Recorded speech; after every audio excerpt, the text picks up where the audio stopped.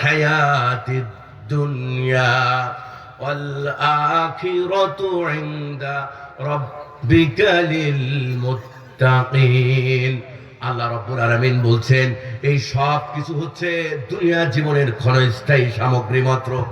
স্বর্ণ নির্মিত বাড়ি, রৌপ্য নির্মিত ছাদ, এরপরে ঘরদুয়ার, পালঙ্ক, যা কিছু আছে সব কিছু ক্ষণস্থায়ী জগতের সামগ্রী মাত্র। ওয়াল আখিরাতু ইনদা রাব্বিকা লিল মুত্তাকিন, আর আখিরাতের জিন্দেগিটা আমি আল্লাহ রাব্বুল আলামিন মুত্তাকিদের জন্য রেখে দিয়েছি। কাদের জন্য রেখে দিয়েছেন? আল্লাহ মুত্তাকিদের জন্য আখিরাতের জীবন রেখে দিয়েছেন।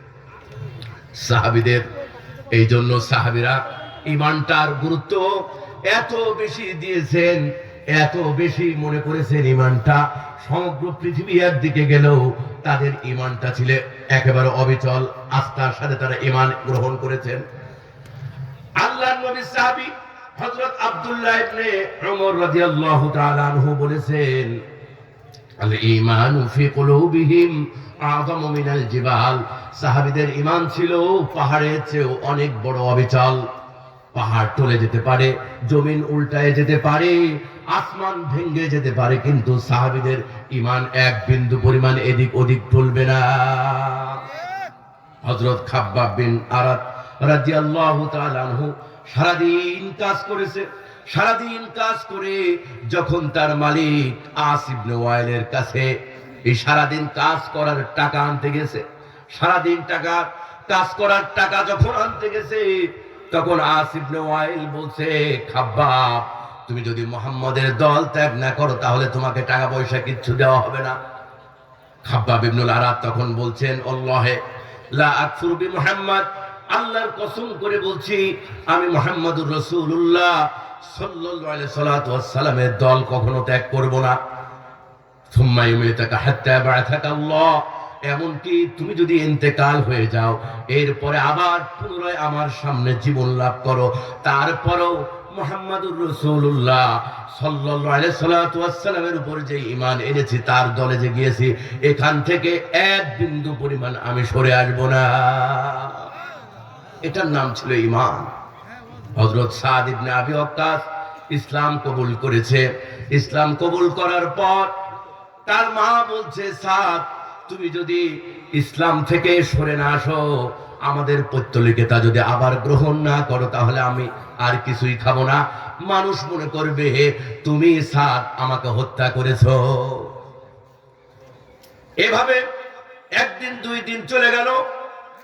সাদ বিন আবি ওয়াক্কাসের মা কিছুই খাইল না। সাদ বিন আবি ওয়াক্কাস তখন মাকে বলছে, আমার মা, আল্লাহি ইয়া উম্মু, আল্লাহর কসম করে বলছে আমার মা, তোমার যদি 100 জীবন থাকে, আর 100 জীবন যদি আমার সামনে দিয়ে এক এক করে চলে যায়, 100 জীবন আমার সামনে দিয়ে এক একটা করে বের হয়ে যাবে, তারপরেও আমি মুহাম্মদুর রাসূলুল্লাহ সাল্লাল্লাহু আলাইহি সাল্লাতু ওয়াস সালামের দল ত্যাগ করব না। এটা হচ্ছে ঈমান, এটা হচ্ছে ঈমান, আল্লাহর প্রতি অবিচল আস্থা, বিশ্বাস।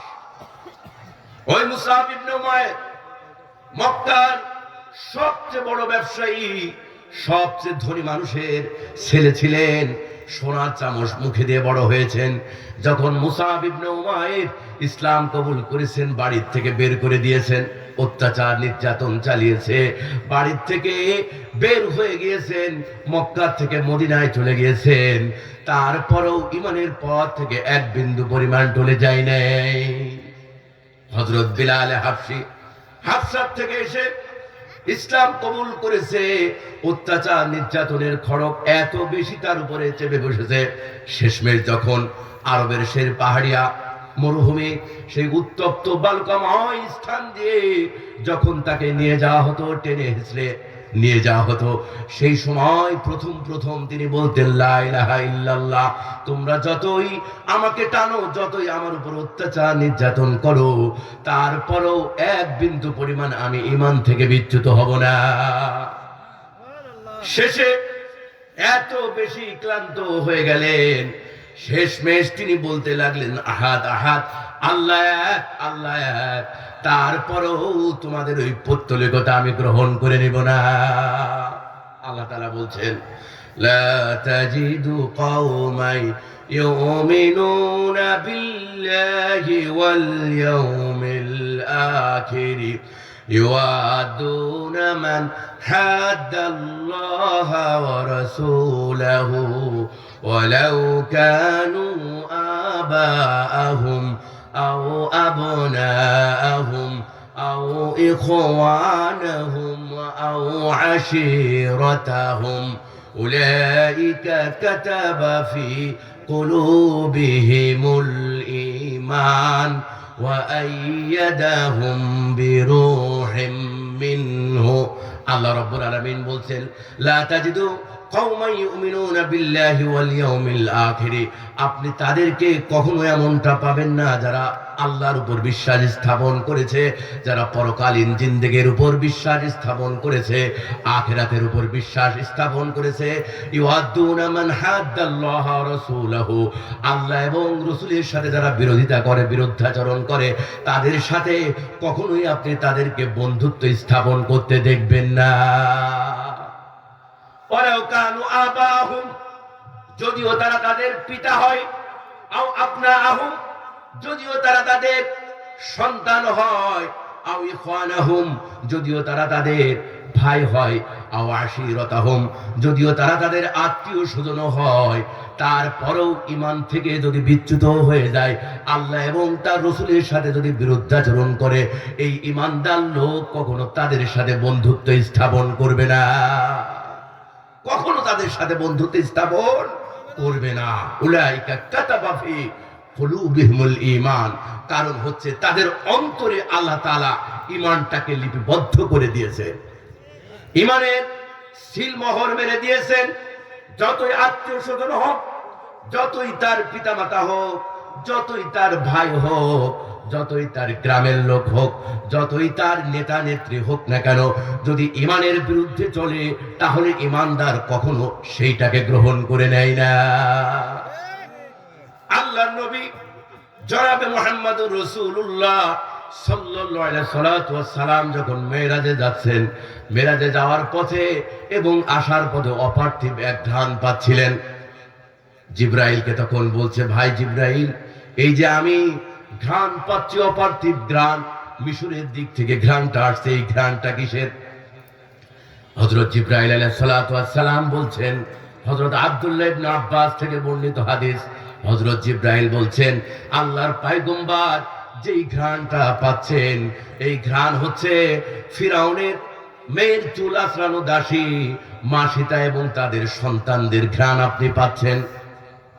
জিবরাইল আলাইহিস সালাতু ওয়াস সালাম বলছেন, যখন ফিরাউনের মেয়ে চুল আঁচড়াচ্ছিল মা সীতা, চুল আঁচড়ানোর সময় যখন চিরুনিটা পড়ে যায়, পড়ে যাওয়ার পর মা সীতা তখন ওই চিরুনিটা বিসমিল্লাহ বলে তুলে নেয়। তুলে নেওয়ার সঙ্গে সঙ্গে ফিরাউনের মেয়ে বলছে, তুমি কার নামে চিরুনিটা তুললে? তুমি তো আমার আল্লাহ, তুমি তো আমার বাবার নামে ফিরাউনের নামে না চিরুনিটা তুললে, তুমি আবার কার নামে চিরুনিটা তুললে? ফিরাউন তখন সবচেয়ে ক্ষমতাধর ছিল। কি ছিল? সবচেয়ে ক্ষমতার মালিক ছিল, সুপার পাওয়ার। আজকে যেরকম আমেরিকা, রাশিয়া, ফিরাউন ঠিক ছিল এইরকম। ফিরাউনের কাছে যে যখন মূসা আলাইহিস সালাতু ওয়াস সালাম দাওয়াত দিলেন যে আমি পয়গম্বর, তুমি আমাকে গ্রহণ করো এবং বনি ইসরাইলদেরকে মুক্ত করো, ইন্নাহু তাগা, তুমি নিশ্চয় বেড়ে গেছো। যখন দাওয়াত দিলেন, দাওয়াত দেওয়ার সঙ্গে সঙ্গে জালিমরা সবসময় রুক্ষ মেজাজের হয়, সবসময় বদমেজাজের হয়। তখন ফিরাউন বলছে, ওমা রব্বুল আলামিন, রব আবার কে? আনা রব্বুকুমুল আলা, আমি তো রব। জালিম যখনই এরকম বদমেজাজের হয়, জালিম যখনই এরকম কর্কশ ভাষী হয়, জালিম যখনই এরকম ক্ষমতা প্রদর্শন করে, ওই জালিমকে মুহূর্তের মধ্যে আল্লাহ তাআলা ধূলিসাৎ করে দেন।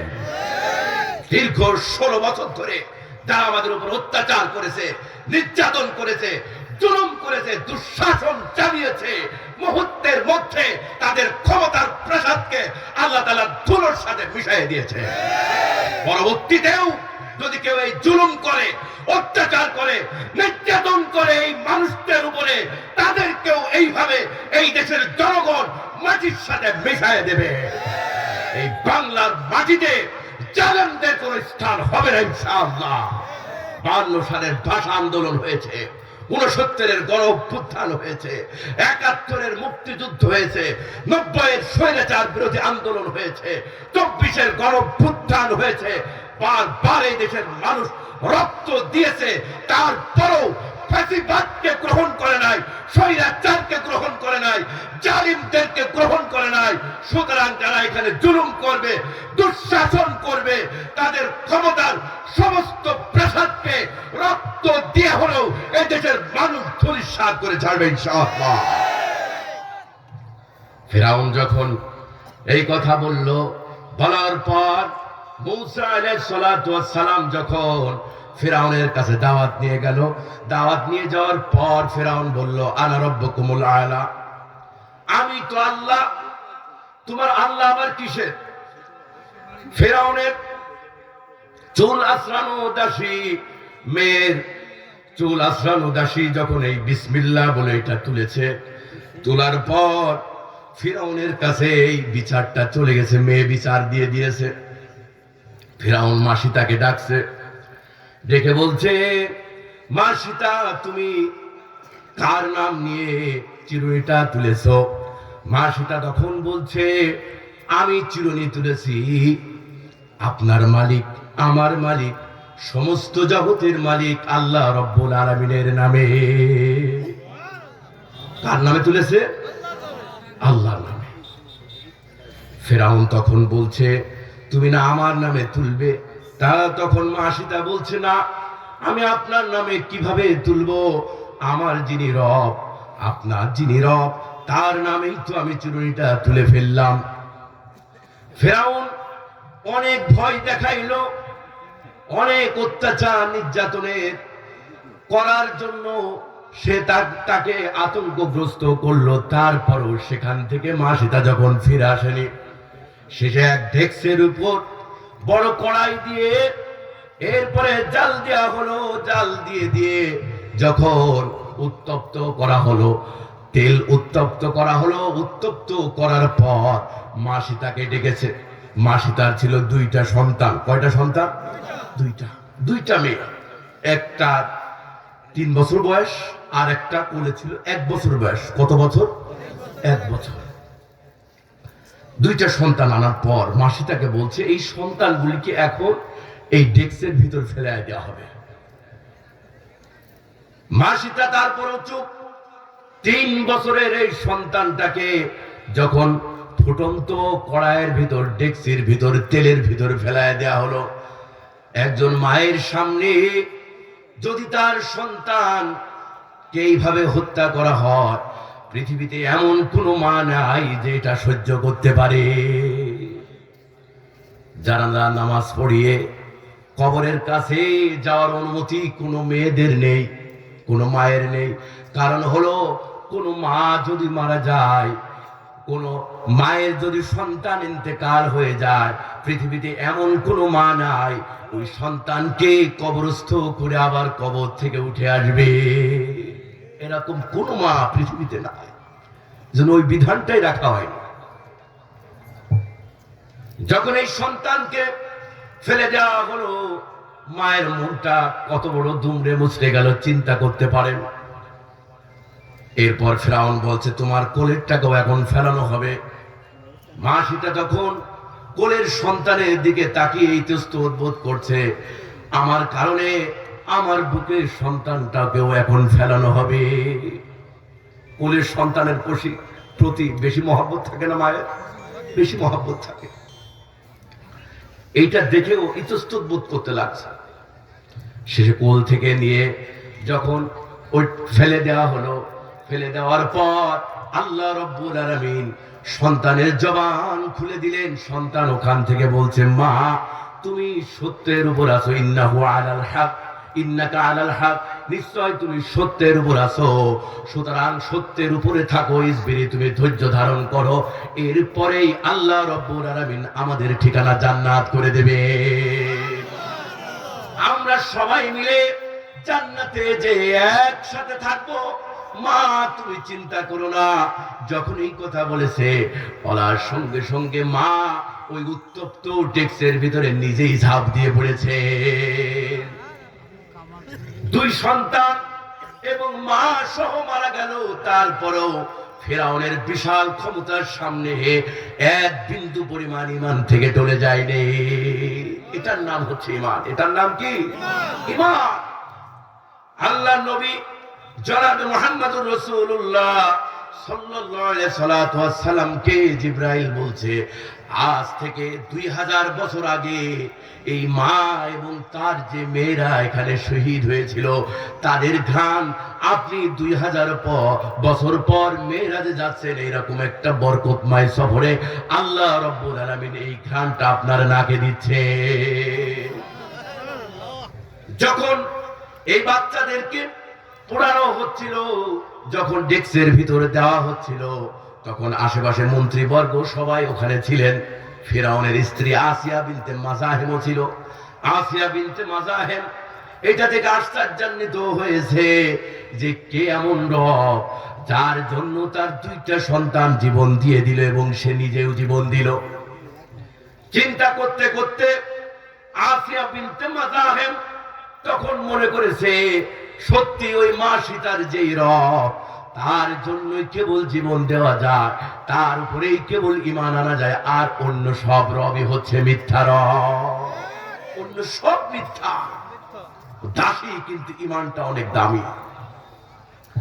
আসিয়া বিনতে মাযাহিম ইসলাম কবুল করে নিয়েছে। ইসলাম কবুল করে নেওয়ার পর ফিরআউন যখন জানতে পারলো তার খোদ স্ত্রী আসিয়া বিনতে মাযাহিম ইসলাম কবুল করে নিয়েছে, আসিয়াকে ফিরআউন অনেক ভালোবাসতো, তাকে অনেক বার চেষ্টা করলো বুঝায় পথে আনা যায় কিনা। আসিয়া বুঝলো না। তখন ফিরআউন অ্যাকশনে চলে গেল। আসিয়াকে উত্তপ্ত মরুভূমির উপরে শোয়ায় দিয়ে দুই পায়ে দুইটা পেরেক, দুই হাতে দুইটা পেরেক বিদ্ধ করে বুকের উপর পাথর চাপা দিয়ে শোয়ায় রাখতো আর বলতো, তুমি ইসলাম ত্যাগ করবে, মুসার দল ত্যাগ করবে, নাকি তুমি এই শাস্তি ভোগ করবে। শেষমেশ যখন তাকে শুলে চড়ানোর জন্য নিয়ে যাওয়া হলো, চার হাত পায়ে পেরেক, পিছনে কাঠ শুলে যখন চড়াবে, ওই সময় আল্লাহ রাব্বুল আলামিনের কাছে আসিয়া বিনতে মাযাহিম দোয়া করছেন। সূরা তাহরিমের 11 নম্বর আয়াত, ওয়াদারাবাল্লাহু মাসালাল লিল্লাযীনা আমানু ইমরাআতা ফিরআউনা ইয ক্বালাত رب ابن لي عندك بيتا في الجنة ونجني من فرعون وعمله ونجني من القوم الظالمين। আসিয়া বিনতে মাযাহিম ঈমানের পথ থেকে বিচ্যুত হওয়া তো দূরের কথা, ফার্স্ট লেডি হওয়া, ফিরআউনের ওই বিশাল রাজপ্রাসাদে থাকা তো দূরের কথা, আল্লাহ রাব্বুল আলামিনের কাছে দোয়া করছে। ওয়াদারাবাল্লাহু মাসালাল লিল্লাযীনা আমানু ইমরাআতা ফিরআউনা। আল্লাহ রাব্বুল আলামিন সেই কথাটা কোরআন মাজিদে এনেছেন, সূরা তাহরিমের 11 নম্বর আয়াত। আল্লাহ বলছেন তোমাদের জন্য ফিরআউনের স্ত্রী আসিয়া বিনতে মাযাহিমের উদাহরণ থাকলো। মুমিন নারীরা শুনে নাও, যখন তাকে শুলে চড়ানো হচ্ছিল সেই সময় আসিয়া বিনতে মাযাহিম আকাশের দিকে তাকিয়ে বলছিলেন, ইদ ক্বালাত রাব্বি ইবনি লি ইনদাকা বাইতান ফিল জান্নাহ। আল্লাহ তাআলা, আমি ফিরআউনের রাজপ্রাসাদে থাকতে চাই না, আমি ফার্স্ট লেডি হতে চাই না, এত আনন্দ উল্লাসে শান শৌকতে থাকতে চাই না, তুমি তোমার কাছে আমার জন্য একটা ঘর বানিয়ে দিও। রব্বিবনি লি ইনদাকা বাইতান ফিল জান্নাহ, আল্লাহ জান্নাতে তোমার কাছে একটা ঘর বানিয়ে দাও। ইনদাকা মানে তোমার নিকটে, জান্নাত, জান্নাত শুধু জান্নাত হলে হবে না, আমি তোমার কাছে থাকতে চাই। ইনদাকা বাইতান ফিল জান্নাহ। যখন এই দোয়া করছেন সঙ্গে সঙ্গে আল্লাহ রাব্বুল আলামিন দোয়াটা কবুল করে নিয়েছেন। রিদওয়ান ফেরেশতাকে বলছেন, শোনো রিদওয়ান, ওখান থেকে পর্দাটা সরিয়ে দাও, আমার আসিয়া যেন দুনিয়ার থেকেই তার জান্নাতের স্থানটা দেখে নিতে পারে। পর্দা সরিয়ে দেওয়া হলো। পর্দা সরিয়ে দেওয়ার পর আসিয়া বিনতে মাজাহিম দেখলেন জান্নাতে তার অবস্থান। এরপরে দোয়া করছেন, ওয়ানাজ্জিনি মিন ফিরআউনা ওয়া আমালিহি ওয়ানাজ্জিনি মিনাল কওমিজ জালিমিন। আল্লাহ তাআলা এই ফিরআউনের কবল থেকে আর এই জালিমদের কবল থেকে আমাদেরকে মুক্তি দান করো। আল্লাহ আমাকে মুক্তি দাও এই জালিমের কবল থেকে, এই ফিরআউনের কবল থেকে। এই দোয়াটাও আল্লাহ তাআলা কবুল করলেন। এই দোয়াটাও আল্লাহ কবুল করলে। ওকে শুলে চড়ানো হলো, মারা গেলে জান্নাতে চলে গেলে, ফিরআউনের কবল থেকে মুক্তি পেল এবং সমস্ত জালিম সম্প্রদায়ের কাছ থেকেও মুক্তি পেয়ে গেল। এই জন্য ইমানের পরে সঠিক যারা ইমানদার, ইমানের পরে যখন আঘাত আসে এই ইমানটা আবার দ্বিগুণ বেগে জ্বলে ওঠে। ইমান তো কমেই না, বরং ইমানের পথে থাকার জন্য সে আরো দৃঢ় হয়, মজবুত হয়, শক্ত কঠিন হয়ে যায়। আর ইমান যখন টালমাটাল থাকে তখন দুনিয়ার কোন লোক, দুনিয়ার কোন টাকা পয়সা, দুনিয়ার কোন ধন সম্পদের যদি লোভ দেখানো হয়, দুনিয়ার কোন মেম্বার, দুনিয়ার কোন এমপি, দুনিয়ার কোন মন্ত্রী, দুনিয়ার কোন প্রধানমন্ত্রী, দুনিয়ার কোন টাকা পয়সার যখন লোভ দেখানো হয়, সঙ্গে সঙ্গে ইমানটা বিক্রি করে মানুষ ওই দিকে চলে যায়। তখন আর ইমান লাগে না, তখন আর ইসলাম লাগে না। তখন মনে করে গণতন্ত্র দিয়ে, সমাজতন্ত্র দিয়ে, ধর্ম নিরপেক্ষতা বাদ দিয়ে মিলায় জুলায় মোটামুটি ইসলাম করবো, আবার ক্ষমতায় যাব, ক্ষমতার মসনদে বসবো, অধিষ্ঠিত হব, এরপর ইসলাম কায়েম করে ফেলবো। আজকে বড় দুঃখের বিষয়, বড় পরিতাপের বিষয়, আমরা এইরকম ইমানদার মানুষের উপর ইসলামটাকে নির্ভর করিয়েছি। কিসের উপরে? মানুষের উপরে। বেশি মানুষ হয়ে ভোট যদি পাই তাহলে ইসলাম বিজয় হবে, আর বেশি মানুষ না হয়ে ভোট যদি না পাই তাহলে ইসলাম পরাজিত হবে। বিষয়টা এরকম করে ফেললাম না? অথচ ইসলাম এসেছে বিজয় হওয়ার জন্য। কিসের জন্য? কোন লোকের উপরে, কোন জনশক্তির উপরে, কোন জনবলের উপরে ইসলামের কখনো আস্থা বিশ্বাস ছিল না, ছিল একমাত্র আল্লাহর উপর আস্থা বিশ্বাস। এজন্য আল্লাহ তাআলা বলেছেন, কাম মিন ফিআতিন কলিলাতিন গালাবাত ফিআতান কাসীরাতান বিইذনিল্লাহ। কোন ছোট্ট ছোট্ট দলকে আমি বিশাল বড় বড় দলের উপর বিজয় লাভ করিয়েছি। অথচ আমাদের অনেক বড় দল হওয়া সত্ত্বেও বিজয় লাভ করতে পারছি না। আমরা ওই পশ্চিমা গণতন্ত্রের উপর বিশ্বাস যখন করেছি, আল্লাহ রাব্বুল আলামিন তখন আমাদের কাছ থেকে ইসলামটাও নিয়ে নিয়েছে, ক্ষমতাও নিয়ে নিয়েছে, প্রভাব প্রতিপত্তি সমস্ত কিছুকে মাটির সাথে দাফন করে দিয়েছে।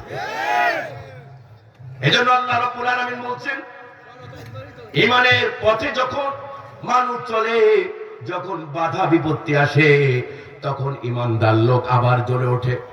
আল্লাহ রাব্বুল আলামিন কোরআন মাজিদে বলছেন, আল্লাযীনা ক্বালা লাহুমুন নাসু قد جمعوا لكم فاخشوهم فزادهم إيمانا وقالوا حسبنا الله ونعم الوكيل الذين قال لهم الناس মানুষেরা বলে قد جمعوا لكم অনেক মানুষ তোমাদের বিরুদ্ধে কিন্তু জমা হয়ে গেছে, ফাকশাউহুম তাদেরকে ভয় করো। কিন্তু ঈমানদাররা কি করে? আল্লাহ রাব্বুল আলামিন বলছেন, ফাযাদাহুম ঈমানা, এই কথা শুনে তাদের ঈমানটা আরো বেড়ে যায়। মানুষ এসে ভয় দেখাচ্ছে, তোমাদের বিরুদ্ধে কিন্তু বিশাল জনপদের মানুষ দাঁড়িয়ে গেছে, তোমরা ইসলামের কথা বলো, তোমরা বিপ্লবের কথা বলো, তোমরা দিন প্রতিষ্ঠার কথা বলো, তোমরা এই সমস্ত সংবিধান সব ছুঁড়ে ফেলে দিয়ে এই সব প্রাসাদগুলিকে ভেঙে এখানে ইসলামের মিনার তুলতে চাও। তোমাদের পক্ষে কিন্তু লোক নাই, তোমাদের বিপক্ষে বিপুল সংখ্যক মানুষ জমা হয়েছে। আল্লাহ বলছেন, এই কথা শোনার সাথে সাথে ফাসাদাহুম ঈমানা, তাদের ঈমানটা আরো বেড়ে যায়। তাদের ঈমানটা আরো বেড়ে যায়। এরপর বলে ওয়াকালু হাসবুনাল্লাহ ওয়া নি'মাল ওয়াকিল, তারা বলে একমাত্র আল্লাহ রাব্বুল আলামিনের উপর আমরা ভরসা করি, তার উপরে উত্তম ভরসা করি, তিনি সবচেয়ে বড় কর্মবিধায়ক, তিনি সবচেয়ে বড় তত্ত্বাবধায়ক, তিনি সবচেয়ে উত্তম কর্মবিধায়ক, এবং তার উপরেই আমরা ভরসা করি। আজকে পার্শ্ববর্তী দেশ ভারত, তাদের জনগণ বেশি, তাদের লোক সংখ্যা বেশি, তাদের অস্ত্রবল বেশি, তারা যদি আমাদের দেশকে দখল করতে চায়, আমরা বলতে চাই তোমাদের জনগণ বেশি হতে পারে, তোমাদের লোক সংখ্যা বেশি হতে পারে, তোমাদের অস্ত্র বেশি হতে পারে, কিন্তু এই দেশ শাহজালাল, শাহ মাকদুম, আব্দুর রহিমের এই দেশ 90% এই মুসলমানদেরকে তোমরা কখনো পদানত করে রাখতে পারবে না। ভারতীয় আধিপত্যবাদ এই দেশের জনগণ কখনো মেনে নেবে না, না, না। যতই চেষ্টা করা হোক, তাদের পাপেট সরকার দিয়ে, তাদের গোলাম সরকার দিয়ে 16 বছর ধরে আমাদেরকে পদানত রাখতে চেয়েছে ভারত। তারপরও 16 বছরেও যখন পারো নাই, 24 সালের বিপ্লব হওয়ার পর তুমি যতই ইস্কন দিয়ে হোক, তুমি বিভিন্ন রকমের লোকজন দিয়ে হোক, বিভিন্ন রকমের কু করে হোক, তুমি যদি এইটাকে পদানত করতে চাও, তুমি যদি এইটাকে দখল করতে চাও, এই দেশের মানুষ রক্ত দেবে, শহীদ হবে, তারপরও ভারতীয় হিন্দুত্ববাদী আধিপত্যবাদ এখানে বিস্তার করতে দিবে না। এই ব্যাপারে আমরা সবাই ঐক্যবদ্ধ, এই ব্যাপারে আমরা কি সবাই ঐক্যবদ্ধ।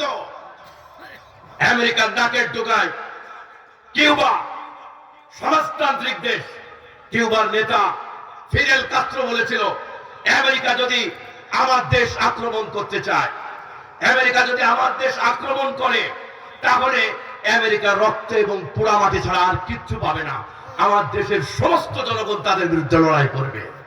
ঠিক চারিদিকে ভারত বেষ্টিত আমাদের দেশ, ভারত যদি এটা দখল করার জন্য চেষ্টা চালায়, আমরাও বলতে চাই এখানকার সমস্ত জনগণ শহীদ হতে জানে, এই জনগণেরা সবাই রক্ত দিতে জানে। এখানে যদি ভারত আক্রমণ করে, তাহলে রক্ত এবং পোড়ামাটি ছাড়া এখান থেকে আর কিচ্ছু নিয়ে যেতে পারবে না। আমাদেরকে বলা হয় যে ভারত আমাদেরকে স্বাধীনতা এনে দিয়েছেন, না, এই দেশের মানুষ বারবার রক্ত দিয়ে প্রমাণ করেছে স্বাধীনতা আমরাই এনেছি। তারা এনেছে স্বাধীনতা, আমরা এনেছি। এত রক্ত দিয়েছে, এত অশ্রু ধরেছে, এত মানুষ খুন হয়েছে, গুম হয়েছে, তারপরেও কিন্তু এখানে ইসলাম হয়নি।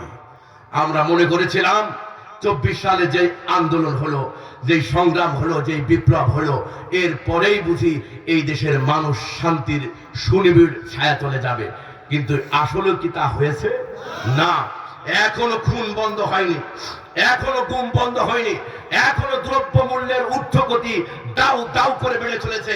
আমরা একটাই কথা বলতে চাই, যতই বিপ্লব করা হোক না কেন, যত রকমের গণঅভ্যুত্থান করা হোক না কেন, যদি ইসলামী বিপ্লব এখানে না হয়, পূর্ণাঙ্গ একটা ইসলামী বিপ্লব যদি এখানে না হয়, তাহলে এই জুলুম, নির্যাতন, নিষ্পেষণ এখানে কখনো বন্ধ হবে না।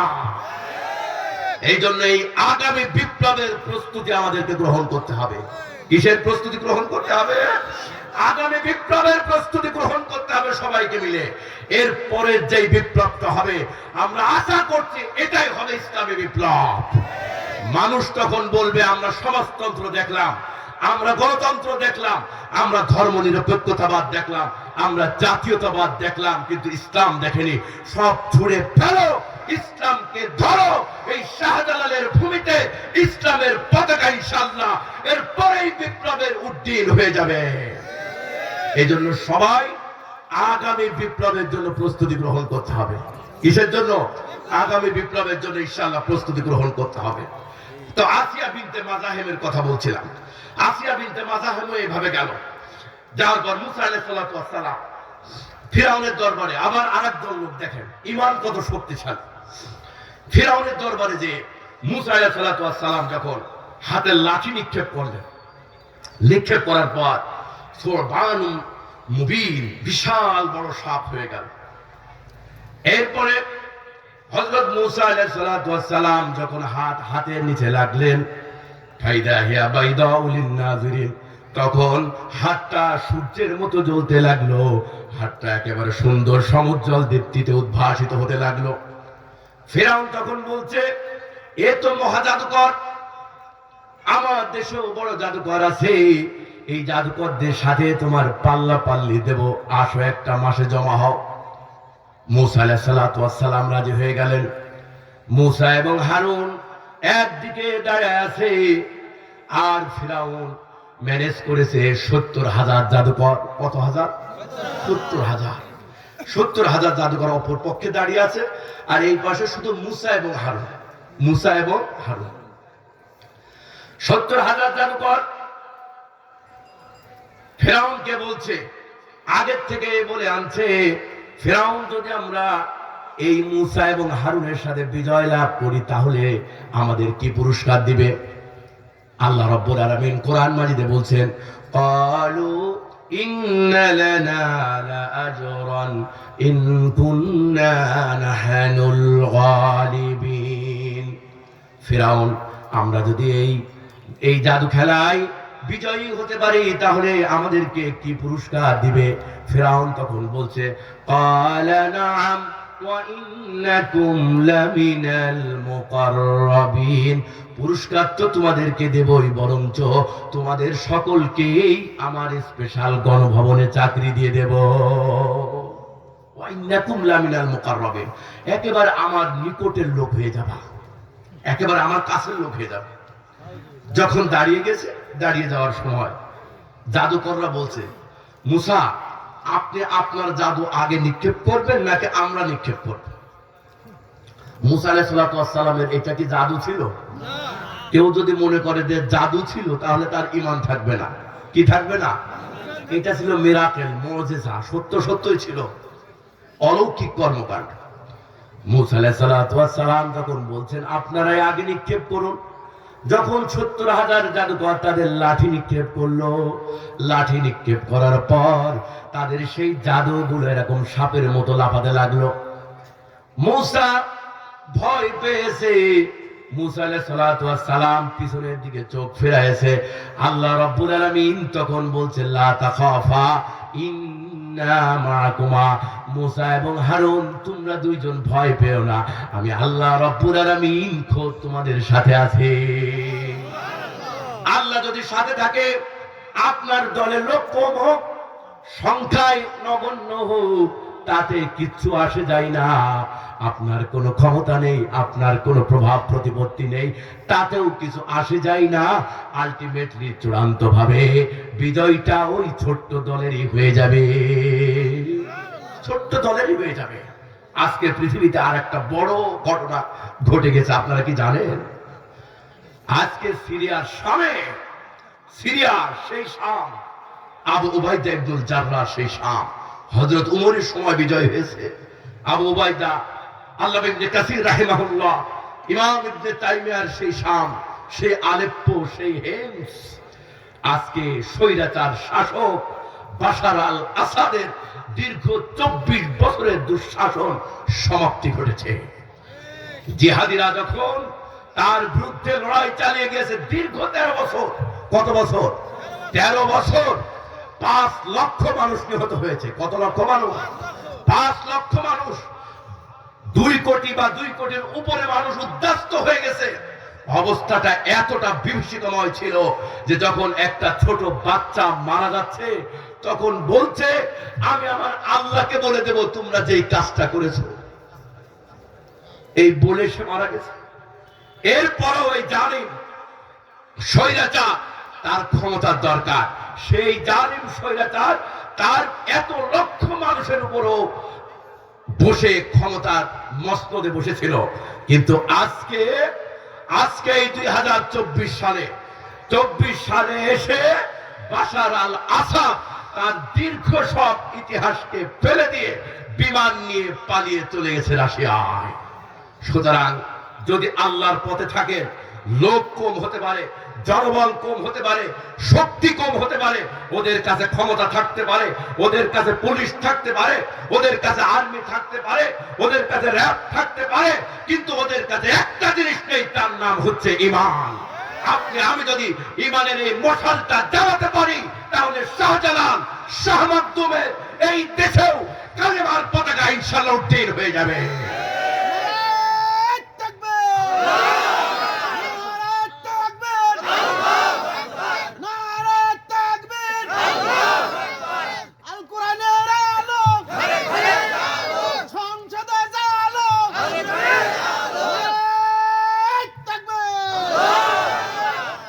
এই জন্য আমরা বলছি যে একবিংশ শতাব্দী যে চলছে, এটা হচ্ছে ইসলামের শতাব্দী।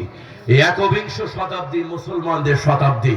ওদিকে আফগান বিজয় হয়েছে, ওদিকে সিরিয়া বিজয় হয়েছে, এদিকে আমাদের দেশ, ওদিকে ইনশাআল্লাহ এই মুসলমানরাই দীর্ঘ অর্ধ শতাব্দী ধরে যেই বাইতুল মুকাদ্দাস উদ্ধার করার জন্য লড়াই চালিয়ে যাচ্ছে, ইনশাআল্লাহ বাইতুল মুকাদ্দাসের আকাশেও কালেমার পতাকা উত্তীর্ণ হয়ে যাবে।